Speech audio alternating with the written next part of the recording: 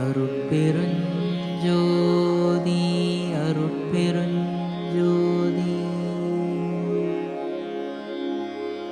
தனிப்பெருங்கருணை அருட்பெருஞ்சோதி.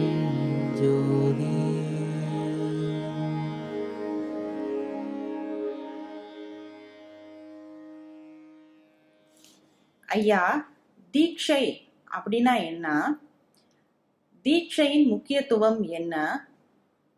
ஒரு மனிதன் மோட்சம் அடையணும்னா கண்டிப்பா ஒரு குரு கிட்ட தீட்சை வாங்கினாதான் அது சாத்தியம் அப்படிங்கிறது உண்மையா? தீட்சை அநேகமாக நான் இந்த சொல்லக்கூடிய விளக்கம் நிறைய பேருக்கு மனதை புண்படுத்தலாம். பரவாயில்ல, அதை பற்றி கவலை இல்லை. ஏன்னா உண்மையை சொல்லி தான் ஆகணும். இப்போ நான் சொல்லக்கூடிய கருத்துக்களும் நல்லா கவனிச்சிங்கன்னா இது என்னோடய சொந்த கருத்துக்கள் கிடையாது. இதற்கு முன்னாடி நம்ம மகான்கள், சித்தர்கள், குறிப்பாக நம்மளுடைய சித்தர் பெருமக்கள், நம்ம வள்ளல் பெருமான் வரைக்கும் என்ன சொல்கிறாங்க, தீட்சைனா என்ன, அந்த சொல்லோட விளக்கம் பார்த்திங்கன்னா உண்மையிலே மிகவும் விளக்கமாக எங்கே இருக்குது அப்படின்னா வள்ளல் பெருமான் கொடுத்த இந்த உரைநடை நூலில் மட்டும்தான் இருக்குது. ஏன்னா தீட்சை அப்படின்னா இதுக்கு நிறைய விளக்கங்கள் இன்றைக்கி கொடுத்துட்ருக்காங்க. அதற்கு நிறைய பேர் இன்றைக்கி பார்த்திங்கன்னா நான் தீட்சை கொடுக்குறேன், நீங்கள் தீட்சை கொடுக்குறீங்க, தீட்சை கொடுக்கறதுக்கு $1000, நான் உனக்கு நெற்றிக்கண்ணை திறந்து வரேன் $1000 இப்படி இன்றைக்கி அது வாணிபமும் ஆகிப்போச்சு. அவங்கள விட்டுருங்க, நம்ம உண்மையை தெரிஞ்சுக்கலாம். கண்டிப்பாக தீட்சைன்ற ஒரு விஷயம் இதற்கு முன்னாடி இருந்ததா இல்லை இப்போ தான் கொண்டாந்தாங்களான்னு நம்ம கேட்கலாம். ஆனால் தீட்சை என்பது ஆதிகாலம் முதற்கொண்டு நம்மளோட ஆன்மீக நெறியில் உண்டு. ஒரு குருவுக்கும் சிஷியனுக்கும் இடையில் நடக்கக்கூடிய ஒரு விஷயம்தான் தீட்சை. கண்டிப்பாக குருக்கிட்டேருந்து ஒரு சிஷியன் தீட்சை வாங்கணும். சரி, ஆனால் இப்போ தீட்சைனா என்ன அப்படின்றத நம்ம தெரிஞ்சுக்கணும். தீ என்றால் அழித்தல், சை என்றால் மலம். இது நான் சொல்லலை, வள்ளல் பெருமான் தன்னுடைய உரைநடை பகுதியில் தீட்சை அப்படின்ற சொல்லுக்கு விளக்கம் கொடுத்துருக்கார். தீ என்றால் அழித்தல் அல்லது அதை எடுத்துடுறது, அது ரிமூவ் பண்ணிடுறது. எதை அப்படின்னா மலம். தீ என்றால் அழித்தல், சை என்றால் மலம், தீட்சை. அப்போ மலம் அப்படின்னா என்னன்னு நல்லா கவனிச்சிங்கன்னா, மலம் அப்படின்னா நம்ம எல்லாம் புறத்தில் உலகில் மலம்னா டாய்லெட்டுன்னு சொல்லுவோம். ஆனால் மலம்னா குற்றம்னு சொல்லலாம், மலம்னா தேவையற்றதுன்னு சொல்லலாம். அப்போ நமக்குள்ளே இருக்கக்கூடிய தேவையற்ற ஒரு விஷயத்தை நீக்குவதற்கு பெயர் தான் தீட்சை. இன்னொன்று சொல்லணும்னா, இருளை நீக்கி ஒளியை கொடுப்பது, நமக்குள்ளே இருக்கக்கூடிய அஞ்ஞான இருளை நீக்கி ஒளியை கொடுக்கக்கூடிய ஒரு செயல், இதற்கு தீட்சைன்னு சொல்லுவாங்க. இப்போ தீட்சை மறுபடியும் நல்லா கவனிச்சுங்க. நம்ம தீட்சை என்றால் ஒழிப்பது, சை என்றால் மலம். மலம்னா என்ன அப்படின்னா நான் உங்களுக்கு விளக்க சொல்லிட்டேன். இப்போ ஆணவம், கண்மம், மாயை, அதாவது நம்மளோட அஞ்ஞானம், காமம், கோமம், குரோதம், இந்த மாதிரி நிறைய குற்றங்கள் நமக்குள்ளே இருக்குது. நமக்குள்ள குற்றங்களை நீக்குவதற்கு பேர் தான் தீட்சை. சரி, இப்போ இந்த குற்றங்களை எப்படி நான் நீக்கிறது அப்படின்னா நல்லா கவனிச்சுங்க. நான் இப்போ எனக்கு ஒரு குரு தீட்சை கொடுக்க போகிறாரு, அதாவது எனக்குள்ளே இருக்கக்கூடிய குற்றங்களை நீக்கி கொடுக்க போகிறாரு. அப்போ நான் குற்றத்தை நீக்கிக் கொள்வதற்கு நான் தயாராக இருக்கணும். எனக்கு குற்றம் வேணாம், எனக்கு அஞ்ஞானம் வேணாம், எனக்கு ஞானம் அடைதல் வேண்டும் அப்படின்ற அந்த தீராத வைராகியம், அந்த முமுட்சுத்தன்மைன்னு சொல்லுவாங்க, தீராத வைராகியம் வேணும். எனக்கு இந்த அஞ்ஞானமே வேணும், ஞானம் அடைதல் மட்டும்தான் வேணும்னு சொல்லி பல நாள் அந்த வெறியிலையும் அந்த வைராகியத்திலையும் இருக்கக்கூடிய ஒரு சிஷியனாக இருக்கணும். ஏறத்தாழ சொல்லப்போனால் கற்பூரமாக அவன் இருக்கணும். சரி, அந்த எனக்குள்ள குற்றத்தை நீக்கி விடக்கூடிய அந்த குரு குற்றம் நீங்கியவராக இருக்கணும். நான் எனக்கிட்ட குற்றம் இல்லைனா தான் நான் அடுத்தவங்களுக்கு குற்றத்தையும் எடுக்க முடியும். அப்போ எனக்குள்ளே இருக்கக்கூடிய குற்றத்தை நீக்கக்கூடிய அந்த குருக்கிட்ட மலம் அற்றவராக இருக்கணும். மலம் அற்றவர் தான் யாருன்னா சுத்த ஞானி. வள்ளல் பெருமான் சொல்கிறார், ஒரு சுத்த ஞானியினால் மட்டும்தான் இன்னொருவருக்கு மலத்தை எடுத்து விட முடியும் அப்படின்னு சொல்கிறார். சுத்த ஞானிக்கு அடையாளம் எது அப்படின்னு வள்ளல் பெருமான் சொல்கிறாரு. இது திருமந்திரத்திலையும் இருக்குது, நீங்கள் நூல் எடுத்து படிக்கலாம். சுத்த ஞானிக்கு முதல் அடையாளம் என்னென்னா, அவனுக்கு நிழல் இருக்காது. நிழல்னால் நம்ம சாயை இருக்காது, மல ஜல உபாதைகள் இருக்காது, அவஸ்தைகள் இருக்காது, நரை திரை மூப்பு வியர்வை இருக்காது. இந்த மாதிரி நிறைய லட்சணங்கள் ஐயா சொல்கிறார். அப்படிப்பட்ட ஒரு குருவினால் மட்டும்தான் இன்னொரு பக்குவம் உள்ள சிஷியனுக்கு அந்த குற்றத்தை எடுத்து விட முடியும். இப்போ இந்த வாங்கக்கூடிய சிஷியன் கற்பூரமாக இருக்கணும், அந்த கொடுக்கக்கூடிய அவர் வந்து நெருப்பாக இருக்கணும். அப்போ நெருப்பை வச்ச உடனே பற்றிக்கிறோம். இப்போ அதே நெருப்பை கொண்டு போய் இப்போ ஆனால் கொடுக்கக்கூடிய குரு பக்குவத்தில் இருக்கிறாரு, அந்த நெருப்பாக இருக்கார். வாங்கக்கூடிய நான் கற்பூரமாக இல்லாமல் விறகு கட்டையாக விறகு நெருப்பில் போய் கற்பூரத்தை வச்சோம்னா உடனே தீப்பிடிக்காது, நேரம் ஆகும். கொஞ்சம் நேரம் ஆகி அது சூடாகி அதில் அணைஞ்சும் போகலாம், நடக்கலாம். அதுக்கு நேரம் ஆகி அதுக்கப்புறம் தான் பற்றிக்கிறோம். இதே வாழை மட்டையில் வச்சிங்கன்னா பற்றவே பற்றாது, ஆனால் அதே கற்பூரத்தில் வச்சா பற்றிக்குது இல்லைங்களா? அப்போ தீட்சை என்பதன் பொருள் எனக்குள்ள கூடிய குற்றத்தை நீக்கி விடுவது. அப்போ அந்த குற்றம் நீக்கி கொண்ட ஒரு குருவிற்கும் குற்றம் நீங்க தயாராக இருக்கக்கூடிய ஒரு சிஷியன் நடக்கக்கூடிய ஒரு விஷயத்திற்கு பேர் தான் தீட்சை. ஆனால் இன்றைக்கு வந்து தீட்சைன்றது வந்து ஏதோ ஒரு பயிற்சி கொடுக்குறதோ, எதையோ தொட்டி காட்டுறதோ, ஏதோ ஒரு வித்தைகளை கொடுக்குறதோ, எதையோ ஒரு சொல்லித்தரதுக்கு பேர் தீட்சைன்னு வச்சுட்டாங்க. கிடையவே கிடையாது. ஏன்னா நல்லா கவனிச்சுங்க, எனக்குள்ளே இருக்கக்கூடிய அஞ்ஞானத்தை நீக்கி விடுவதற்கு பெயர் தான் தீட்சை. சரி, இப்போ இந்த அஞ்ஞானம் எனக்குள்ளே எங்கே இருக்குது? என் உடம்புல இருக்கா? என்னுடைய அகத்தில் இருக்குது. இப்போ நான் புறத்தில் இந்த உடம்பில் செய்யக்கூடிய ஏதோ ஒரு பயிற்சியோ ஏதோ சில விஷயங்கள் தீட்சை ஆகுமானா கிடையாது. இது வந்து ஒரு தொட்டுக்காட்டுதல்.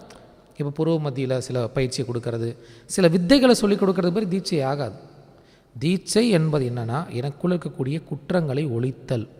குற்றங்களை ஒழிக்க தயாராக இருக்கக்கூடிய சீடனுக்கும் குற்றங்களை ஒழிக்கக்கூடிய பக்குவத்தில் இருக்கக்கூடிய குருக்கு நடக்கக்கூடிய இடையில் நடக்கக்கூடிய விஷயம் தான் தீட்சை.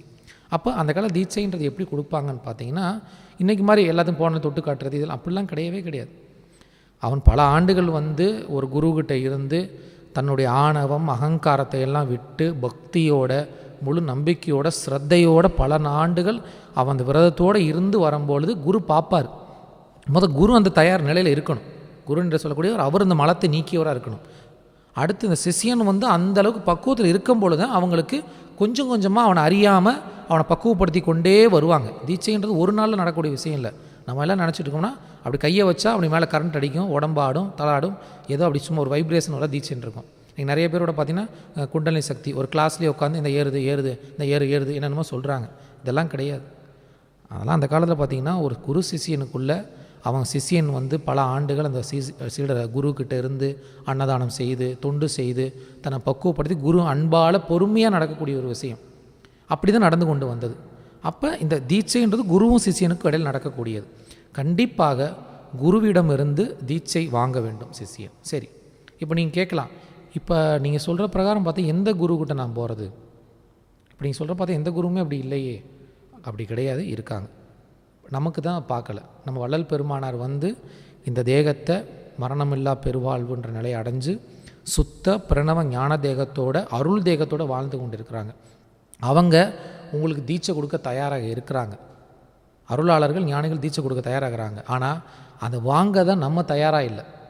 அவங்க அந்த குருநாதர் எதிர்பார்க்குறதுக்கு ஆசையோ பணத்தையோலாம் கிடையாது. நீங்கள் அந்த பக்குவத்தில் இருக்கிறீங்களா? அப்போ அந்த அருட்பெருஞ்சோதி ஆண்டவர் வள்ளல் பெருமான் உங்களுக்கு தீட்சை கொடுக்க தயாராக இருக்கார். உங்கள் அகத்தில் வந்து தீட்சை கொடுக்க தயாராக இருக்கிறார். வள்ளல் பெருமான் பாடல்களில் கீர்த்தனை சொல்வார், என் அகத்துள் வந்து புணர்ந்தான்னு சொன்னார், என்னோட வந்து கலந்தான்னு சொல்கிறார். அதுதான் தீட்சை. என்னக்குள்ளே வந்து கலந்தான், என்னோட புணர்ந்தான், என்னோட பேசினா எல்லாம் பண்ணான்னு ஆண்டவரை சொல்கிறார். அப்போ நீங்கள் எந்த அளவுக்கு இறைவன் மேலே நோக்கி வைராகியமாகவும் நீங்கள் இறைவனை நோக்கி பயணிச்சும் அந்தளவுக்கு நீங்கள் தவம் விரதம் கருணையில் இருக்க ஆண்டவரே அருட்பெருஞ்சோதி ஆண்டவரே வள்ளல் பெருமானாரே உங்கள் அகத்தில் தீட்சை கொடுக்க தயாராக இருக்கிறாங்க. இன்னொரு ஒரு அற்புதமான பாக்கியம் கூட ஆன்மீகத்தில் சொல்லுவாங்க, எப்பொழுதும் சீடன் குருவை தேடி அலையவே தேவையில்லை. சீடன் என்று தயாராகிறானோ அன்று குரு உன்னை தேடி வருவார்னு சொல்கிறாங்க. அதே போல் நீங்கள் என்னைக்கு நீங்கள் உங்களுக்குள்ளே பக்குவமாக தயாராகிறீங்களோ அன்றைக்கு இயற்கை உங்களுக்கு தேவையான எல்லா விஷயத்தையும் உங்களை நோக்கி அனுப்பும். அப்போ நீங்கள் முழு கருணையாகவும் இறைவனை மட்டும்தான் நான் பார்க்க வேண்டும், இறைவன் மட்டும்தான் எனக்கு உயிர், இறைவன் சர்வ சதா நேரம் வள்ளல் பெருமான் மாதிரி உன்னை மறந்தால் நான் இறந்துருவேன் அப்படின்னு சொல்லி அந்த அன்போட எல்லா உயிரும் தம் உயிருன்ற அந்த கருணையோடு நீங்களும் இருந்தீங்கன்னா அந்த அருட்பெருஞ்சோதி ஆண்டவர் உங்களுக்குள்ள அகத்தில் தீட்சை கொடுக்க தயாராக இருக்கிறார். அப்போ புறத்தில் நம்ம தேடி அலையவே தேவையில்லை. புறத்தில் 1000 பேர் இந்த தீட்சை கொடுக்குறாங்க அந்த தீட்சை கொடுக்குறாங்க. இப்போட சில இடத்துல பாருங்கள், கண்ணை பார்க்க சொல்கிறாங்க, கண்ணை திறந்து அதை பார்த்தா தீட்சை, இதுக்கு இவ்வளோ பணம் கட்டுங்க, இப்படிலாம் நிறைய இடங்களில் வேறு விதத்தில் நடக்குது.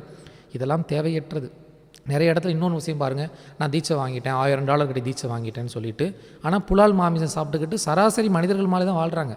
தீட்சை நீங்கள் வாங்கிட்டீங்கன்னா தீட்சை பெற்றவன் எப்படி இருப்பான்னு சொல்லிட்டு சித்தர்கள் எழுதியிருக்கிறாங்க. திருமந்திரம் சொல்லப்படும். தீட்சை வாங்கின சீடன் எப்படி இருப்பான்னா கற்பூரமாக இருப்பாங்க. ஞான சுடர அவன் முகத்தில் அருள் ஒளி பிரகாசிக்கும். மாயையை வென்று மாயையில் இஷ்டமே இல்லாமல் அவன் அப்படியே ஞானத்தில் இருப்பாங்க. இன்றைக்கி நம்ம எல்லோரும் தீட்சை வாங்கிட்டோம், நான் பணம் கட்டினேன், இந்த குரு கொடுத்தா அந்த குரு கொடுத்தாருன்னு சொல்லி வாங்கிட்டு சகலமாக எப்பயும் போல் பற்று பந்த பாசத்தில் உழன்று கொண்டு தான் இருக்கிறோம் நம்ம. அப்போ இது எப்படி தீட்சை ஆகும்? அப்போ தீட்சைன்றது இப்படி புறத்தில் நடக்கக்கூடிய ஒரு விஷயம் இல்லை. தீட்சைன்றது அகத்தில் நடக்கக்கூடிய விஷயம். ஞானமடைந்த பக்குவமடைந்த குருவிற்கும் அந்த ஞானமே வேணும் என்று நடக்கக்கூடிய சீடனும் இடையில் நடக்கக்கூடிய ஒரு அற்புதமான ஒரு விஷயம். இந்த தீட்சையை பணத்தினாலேயோ பொருளினாலேயோ கொடுத்து வாங்கக்கூடியது இல்லை, இது அருளினால் கிடைக்கப்படுவது. அப்போது இதிலேருந்து என்ன நமக்கு முடிவுக்கு வரணும், என்று நீங்கள் தயாராகிறீங்களோ, நீங்கள் அந்த பக்குவம் வரும்பொழுது உங்களோட குருநாதர் உங்களோட அந்த ஆண்டவர் உங்களுக்குள்ளே அந்த தீட்சையை கொடுப்பாங்க. நம்ம எங்கேயும் தேடி வெளியே தேடி அலைய தேவையே இல்லை. நம்ம முழு நம்பிக்கையோடு ஆண்டவர் மேலே முழு நம்பிக்கையோடு நம்ம அந்த ஒழுக்கத்தில் போய் கொண்டு இருக்கும் பொழுது தீட்சைன்ற ஒரு செயல் ஒரே நாளில் நடக்கக்கூடியதில்லை. கொஞ்சமாக இப்போ எப்படி நம்ம இப்போ நல்லா கவனித்து பார்த்தீங்கன்னா, ஒரு டம்ளர் நிறைய அழுக்கு தண்ணி இருக்குன்னு வச்சுங்களேன். அந்த அழுக்கு தண்ணியை எடுத்துக்கோங்க. இந்த டம்ளரில் தொடர்ந்து நல்ல தண்ணியை ஊற்றி கொண்டே இருந்தோம்னா நம்மளை அறியாமல் அந்த அழுக்கு தண்ணி வெளியே போயிடும். அதே மாதிரி பலகால் நம்மளும் இறை சிந்தனையிலையும் இறை பக்தியிலையும் ஒழுக்கத்திலையும் நம்ம ஜீவகாரணிய செயல்கள்லையும் தர்ம காரியங்களையும் ஈடுபட்டு கொஞ்சம் கொஞ்சமாக வந்து கொண்டே இருக்க அந்த இறைவன் திருவருளால் நமக்குள்ளே கொஞ்சமாக நமக்குள்ள இருக்கிற அஞ்ஞானங்கள்லாம் வெளியே போய் அந்த தீட்சைன்றது தானாக நடக்க ஆரம்பிக்கும். இதற்கு பேர் தான் உண்மையான தீட்சை. இதைத்தான் நம்ம சித்தர்கள் பெருமக்கள் எல்லாருமே எழுதியிருக்காங்க. அதனால் தயவு கூர்ந்து இனியும் நம்ம நேரங்காலங்களை வீண் பண்ணாமல் வெளியே தேடி தீட்சைக்காக அலையாமல் உண்மையாக உங்களுக்குள்ளே தேடி உள்ளே போங்க. இறைவன் உங்களை தேடி வந்து தீட்சை கொடுப்பார். அருட்பெருஞ்சோதி அருட்பெருஞ்சோதி தனிப்பெருங்கருணை அருட்பெருஞ்சோதி. நன்றி, வணக்கம்.